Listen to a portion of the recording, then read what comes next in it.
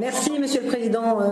Monsieur Legeri, merci pour vos explications toujours très claires. Frontex a effectivement été accusé fin octobre d'avoir participé ou assisté à 6 opérations de refoulement de bateaux de réfugiés dans les îles grecques. Ces allégations entachent l'image de Frontex, une agence si souvent pointée du doigt, alors même que son travail pour réguler les migrations, pour lutter contre la criminalité ou encore pour moderniser notre gestion des frontières extérieures permet chaque jour à chaque citoyen européen de circuler librement au sein de l'espace Schengen.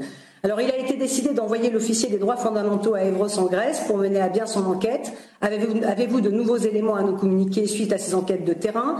Le nouvel règlement applicable à Frontex prévoit dans son article 55 la mise en place d'un mécanisme de veille pour, par exemple, contrôler l'application des dispositions relatives à l'usage de la force par le corps permanent. Ce mécanisme a été transmis à la Commission. Quel retour en avez-vous eu pour une mise en œuvre avant le 1er janvier 2021? Par ailleurs, le règlement sur la surveillance des frontières maritimes extérieures n'est aujourd'hui applicable qu'à Frontex. Pensez-vous qu'il faille élargir son champ d'application et pourquoi pas mieux définir par la même occasion la définition d'interception en mer? Et enfin, une escalade de violence à la frontière gréco-turque est constatée.